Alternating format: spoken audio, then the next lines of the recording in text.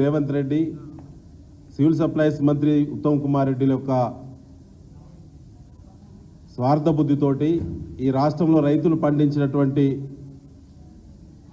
ధాన్యాన్ని చెమట చుక్కను టెండర్ల రూపంలో గ్లోబల్ టెండర్ల రంగుబూసి వేల కోట్ల రూపాయలు దండుకుంటున్నారని చెప్పి మా కేటీఆర్ గారు చెప్పినట్టే అందులో తప్పు జరిగిందని, తప్పు నిజమేనని తెలంగాణ రాష్ట్ర కాంగ్రెస్ పార్టీ ప్రభుత్వం నడిపేటువంటి క్యాబినెట్ ముఖ్యమంత్రి రేవంత్ రెడ్డి గారి అధ్యక్షతన ఇటీవల జరిగినటువంటి లాస్ట్ క్యాబినెట్ తేల్చింది.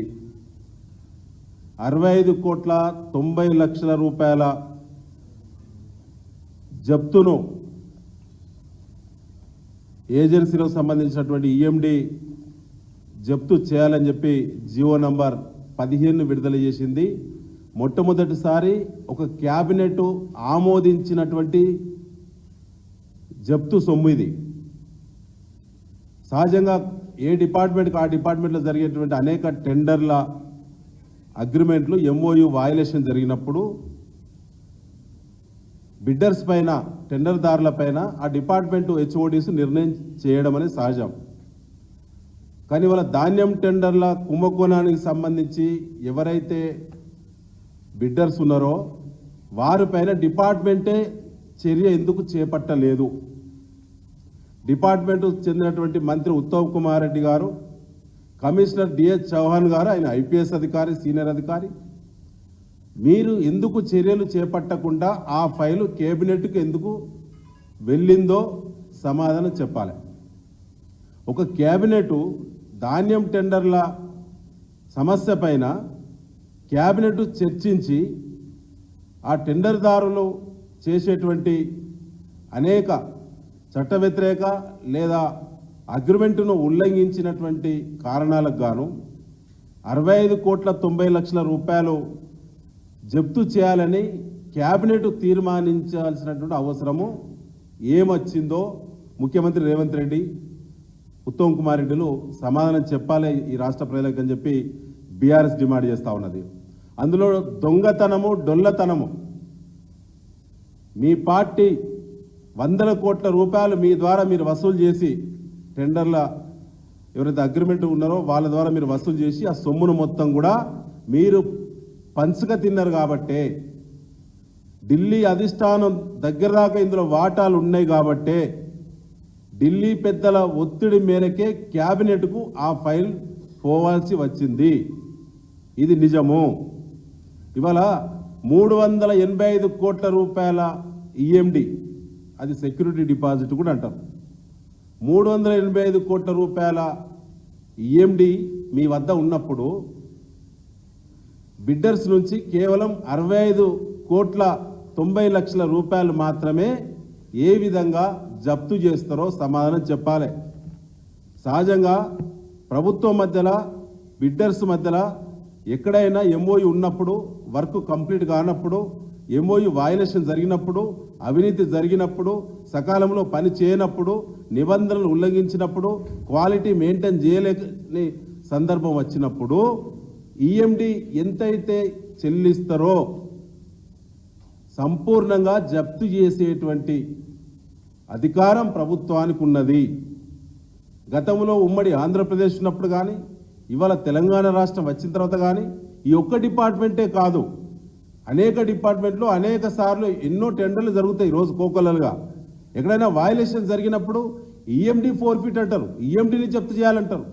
కట్టిన ఈఎండి మొత్తం జప్తు చేయకుండా 385 కోట్లు కేవలం ఇలా దాదాపుగా 66 కోట్లకే జప్తు చేయడానికి కేబినెట్ ఆమోదించాల్సిన అవసరం ఏమొచ్చిందంటే మిగతా 320 కోట్ల రూపాయలు ఈఎండి జప్తు కాకుండా ఆ బిడ్డర్స్కు లబ్ధి చేకూర్చడానికి క్యాబినెట్ మొత్తం కూడా ముఖ్యమంత్రితో సహా ఈ అవినీతిలో మీరు వాటాదారులు కాబట్టి ఆ సొమ్మును గతంలో పార్లమెంట్ ఎన్నికల ముందే టెండర్ల రూపంలో ఆ డబ్బులను, ఆ సొమ్మును కాంగ్రెస్ పార్టీ తిన్నది కాబట్టే ఇవాళ లబ్ధి చేకూరుస్తున్నారు. అదే కాకుండా టెండరు విలువ కంటే ఒక టన్నుకు 2,230 రూపాయలు అదనంగా వసూలు చేసిన వాళ్ళు. బ్యాంక్ అకౌంట్స్ ద్వారా 722 ట్రాన్సాక్షన్స్ జరిగినాయి ఈ రాష్ట్రంలో బిడ్డర్స్ ద్వారా మిల్లర్స్ మధ్యలో. అవన్నీ కూడా హైకోర్టులో పిల్లు వేసినప్పుడు ఆధారాలు పెట్టినాం. కేంద్ర రాష్ట్ర దర్యాప్తు సంస్థలకు మా రాష్ట్ర పార్టీ తరఫున పోయి బృందం పోయి ఆధారాలు ఇచ్చినాం. ఏమి దాపరికం లేదు, వారు కొత్తగా ఎంక్వైరీ చేయాల్సిన అవసరం కూడా లేదు. ప్రభుత్వం అన్ని ఆధారాలు బీఆర్ఎస్ పార్టీ సేకరించింది. ఇప్పటి వరకు కాంగ్రెస్ పార్టీ రోషం ఉన్నోడు రేషం ఉన్నోడు ఈ రాష్ట్రంలో ఒక్కడంటే ఒక్కడు కూడా మాట్లాడటం లేదు. క్యాబినెట్ మొత్తం చర్చించాల్సినటువంటి ప్రాధాన్యత గల అంశము ఈ ధాన్యం టెండర్ల కుంభకోణం అంశం. ఐటమ్ ఆ సీరియల్ నెంబర్లో చేర్చిన ఆ ప్రాధాన్యత చూస్తే మరి ఎందుకు బహిరంగంగా బయటకు వచ్చి మాట్లాడతలేరు? క్యాబినెట్ యొక్క వివరాలను బయటికి చెప్పినప్పుడు సంబంధిత మంత్రులు ఎందుకు ఆ ధాన్యం టెండర్ల కుంభకోణానికి సంబంధించి 66 కోట్ల రూపాయలే జప్తు చేయాల్సిన అవసరం వచ్చిందని చెప్పి ఎందుకు చెప్పలేకపోతున్నారు? ఇప్పటివరకు దీని మీద సంబంధిత మంత్రి ఉత్తమ్ కుమార్ రెడ్డి గారు ఒక్కసారి కూడా ప్రెస్ మీట్ పెట్టకుండా దొంగల్లా తేలుగుట్టిన దొంగల్లా ఎందుకు తప్పించుకు తిరుగుతున్నాడు? రోజు టీవీల్లో పత్రికలో అవపడేటువంటి వీళ్ళందరూ కూడా ఎందుకు ఈ ధాన్యం కుంభకోణం మీద ఎందుకు మాట్లాడతలేరు? గల్లీ నుంచి ఢిల్లీ వరకు ఉన్నటువంటి కాంగ్రెస్ పార్టీ నాయకులు రోజు ఎక్కడో ఒక దగ్గర మీడియాకు అందుబాటులో ఉంటారు కదా. ఈ రకంగా ఆరోపణలు బీఆర్ఎస్ పార్టీ పదే పదే చేయడంతో పాటు కేంద్ర రాష్ట్ర ప్రభుత్వాల పరిధిలో ఉన్న ఏజెన్సీలను సంప్రదించి కంప్లైంట్ చేసినప్పుడు ఎందుకు మాట్లాడలేకపోతున్నారు? అంటే మీరు రెడ్ హ్యాండెడ్గా అన్ని సాక్ష్యాలతో సహా ఈ కుంభకోణం మీరు చేసినట్టు అది నిలబడ్డది కాబట్టి దాని నుంచి తప్పించుకోవడానికి కంటి తుడుపు చర్యలో భాగంగా మీరు సుమారుగా 66 కోట్ల రూపాయలు మాత్రమే జప్తుకు మేము చర్యలు చేసినాము అని చెప్పడానికి మీరు ప్రయత్నం చేస్తున్నట్టు అవపడతా ఉన్నది. ఇందులో 2 ఏజెన్సీలకి 66 కోట్ల పెనాల్టీ విధించారు. ఒకటి కేంద్రీయ బండార్, రెండోది నాకాఫ్ అనేటువంటి సంస్థలకు మీరు చర్యలు చేసినట్టు ఈ జీవోలో స్పష్టంగా చెప్పడం జరిగింది. అయ్యా మరి టెండర్ వేసినటువంటి వాళ్ళు 4 అయితే ఇద్దరికే పెనాల్టీ ఎందుకు వేసిళ్ళు? ఆ మాత్రం కూడా కంటి తుడుపు చర్యలో భాగంగా మిగతా 2 ఎక్కడ మాయమైపోయిళ్ళు అనంటే వాళ్ళు 90 రోజుల్లో ఈ రాష్ట్ర ప్రభుత్వానికి 8,000 కోట్ల రూపాయలు చెల్లించాల్సి ఉండగా 700 రోజులకు వచ్చినా కూడా సుమారుగా ఇప్పటి వరకు కూడా 50% డబ్బు కూడా చెల్లించలేదు. 90 రోజుల్లో చెల్లించాల్సినటువంటి రావాల్సినటువంటి 8,000 కోట్ల రూపాయలు ఇవాళ దాదాపుగా 20 నెలలు దాటి 21 నెలలు దాటుతుంది. ఇప్పటి వరకు కూడా డబ్బులు 50% కూడా చెల్లించకపోవడం ద్వారా మిగతా 4,000 కోట్ల రూపాయలకు ఈ 20 నెలల వడ్డీ దాదాపుగా 1,210 కోట్ల రూపాయలు అయింది. 1,210 కోట్ల రూపాయలు ఇవాళ రాష్ట్ర ప్రభుత్వానికి లాస్ వస్తున్నది, రైతులకు లాస్ వస్తున్నది. ఆ 1,210 కోట్ల రూపాయలు వాళ్ళ వల్లనే ఎంఓయు వయలేషన్ జరిగినందునే 90 రోజుల్లో డబ్బులు చెల్లించనందునే ఆ డబ్బు మనకు నష్టం జరుగుతున్నప్పుడు రాష్ట్ర ప్రభుత్వ ఖజానాకి మీరు మిగతా ఈఎండి ఫోర్ఫిట్ చేయకుండా వారి ఆస్తులపైన రెవెన్యూ రికవరీ యాక్ట్ పెట్టకుండా ఏ విధంగా తిరిగి మిగతా ఈఎండి వాపస్ ఇస్తున్నారో ఈ రాష్ట్ర ముఖ్యమంత్రి స్పష్టంగా చెప్పాలి. ఎందుకంటే రాష్ట్ర ముఖ్యమంత్రి అధ్యక్షతన జరిగినటువంటి కేబినెట్లో ఈ ధాన్యం టెండర్ల కుంభకోణం మీద దాదాపు 1.5 గంటల సేపు చర్చ జరిగింది. మీరు ఇరుక్కపోయిళ్ళు, తప్పించుకోలేరు, అష్టదిగ్బంధనం జరిగింది. ఒక ఇంచు వెంట్రుక మందం కూడా ఇందులోకి వెళ్ళి ఎస్కేప్ అయ్యే అవకాశం కాంగ్రెస్ పార్టీ ప్రభుత్వానికి లేదు. ముఖ్యంగా మిత్రులారా, ఇవాళ ప్రత్యేకంగా ఈరోజు ఉద్దేశం ఏంటంటే హిందుస్థాన్ లిమిటెడ్ అనే కంపెనీని పూర్తిగా ఎస్కేప్ చేసిండ్రు. అది Andhra company, Vizag based company. Andhra based కంపెనీని ఎందుకు ఎస్కేప్ చేసిండ్రు? హిందుస్థాన్ లిమిటెడ్ కంపెనీ మీద ఎందుకు చర్య చేయలేదు? దానికి సంబంధించి వాళ్ళు సన్నధాన్యానికి సంబంధించినటువంటి లాట్లను దక్కించుకున్నారు. ఇది 2022 ఎండాకాలం సంబంధించినటువంటి ధాన్యం టెండర్ అండి. 2022లో రైతు పండించిన పంట ప్రభుత్వం కొన్నటువంటి ధాన్యం అది. 2022 పంటను ఆ ధాన్యాన్ని టెండర్ దక్కించుకున్న హిందుస్థాన్ లిమిటెడ్ యాజమాన్యంతో ఈ రాష్ట్ర ప్రభుత్వం కుమ్మక్కై మేము సన్నబియ్యం స్కీమ్ పెట్టినాం కాబట్టి మీ దగ్గర సన్నధాన్యం టెండర్ మీరు దక్కించుకున్నారు కదా, అది మేము ఉపయోగించుకుంటాం, రాష్ట్ర ప్రభుత్వానికి అవసరం ఉన్నదని చెప్పి మొన్న 2 నెలల కింద ప్రభుత్వమే టెండర్ ఏజెన్సీ దారికి లెటర్ పెట్టింది. 2022 ఎండాకాలం పంట అండి అది. అంటే 2022, 2023, 2024 రేపు 25 ఎండాకాలం పంట వస్తే 4 ఏళ్ళు పూర్తి అయ్యేటువంటి ధాన్యం అది. అది ఉపయోగపడుతుందా ప్రజలు తినడానికి? ప్రజలకు ఉపయోగపడుతుందా? 4 సంవత్సరాల కింద పండించినటువంటి ధాన్యం నుంచి సన్న బియ్యం, క్వాలిటీ బియ్యం వస్తుందా? ఇది కామన్ సెన్స్ ఉన్నటువంటి నిర్ణయమేనా? ఈ బుద్ధిలేని నిర్ణయాలు అధికాపక్షణ మొదలుకే పీకుతుంది అన్నట్టున్నది ఇలా కాంగ్రెస్ పార్టీ ప్రభుత్వ నిర్ణయాలు. ఇవాళ గత వానాకాలం, గడిచిన వానాకాలం అండి, గడిచిన వానాకాలం మన దగ్గర 25 లక్షల మెట్రిక్ టన్నుల సన్నధాన్యం ఇదే ప్రభుత్వం కొన్నది. గడిచిన ఎండాకాలం 19,50,000 మెట్రిక్ టన్నుల సన్నధాన్యం ఇదే ప్రభుత్వం కొన్నది. మొత్తం 44.5 లక్షల మెట్రిక్ టన్నుల సన్నధాన్యం ఈ రాష్ట్రంలో నిల్వ ఉన్నది. తాజా సంవత్సరం కింద ఉన్నటువంటి సన్నధాన్యం 44.5 లక్షల ధాన్యం నిల్వ ఉన్నప్పుడు 4 ఏళ్ల కింద టెండర్ రూపంలో టెండర్దారు దక్కించుకున్న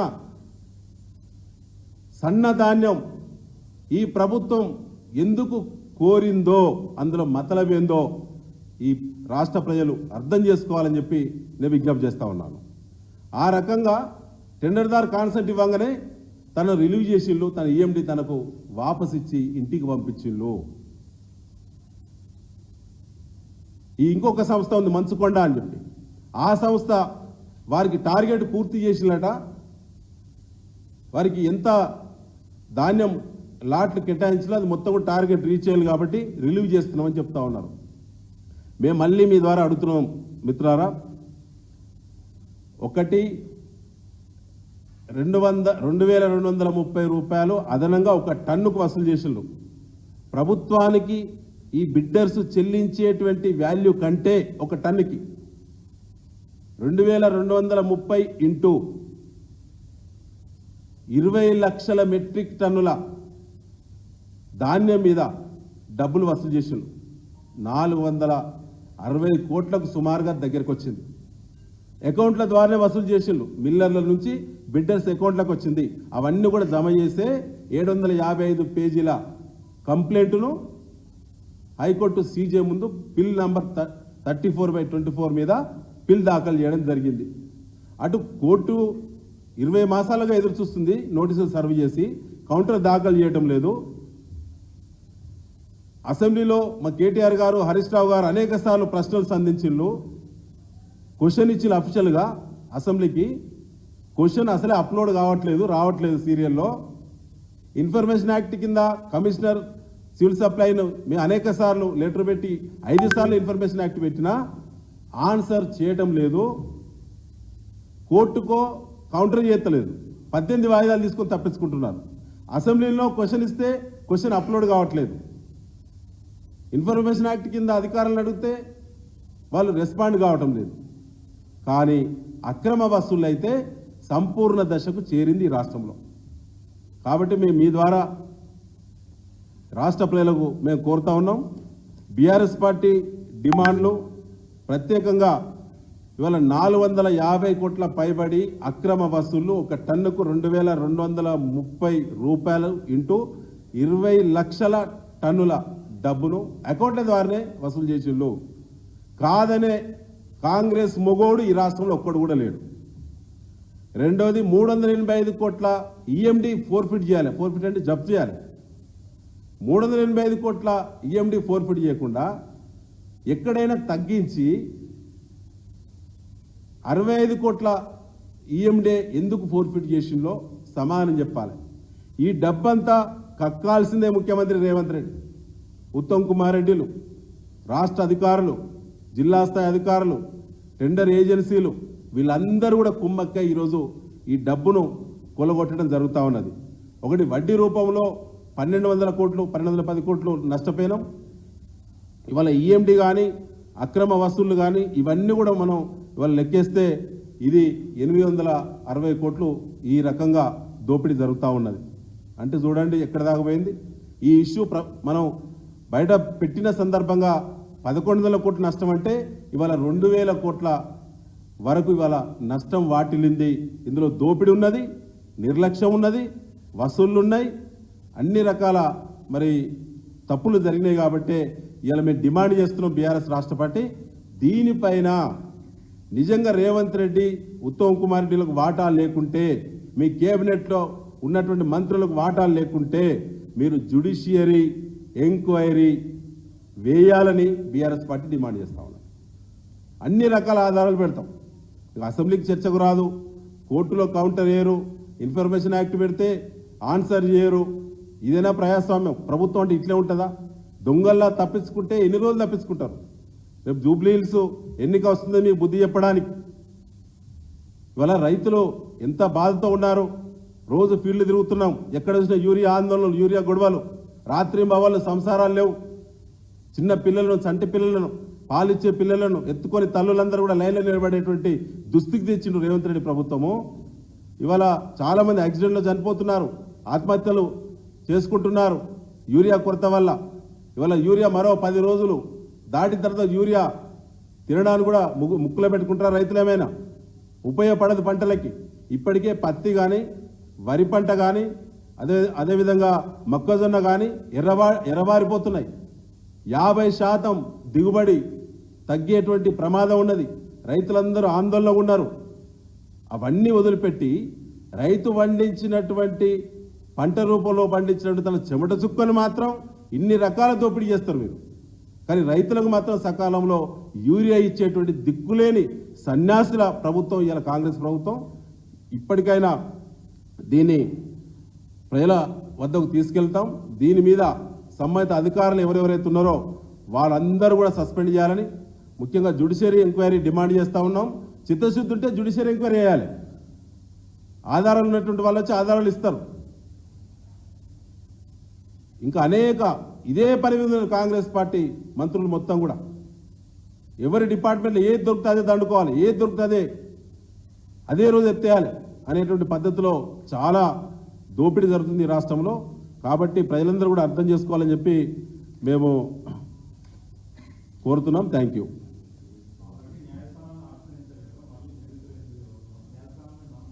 రైట్.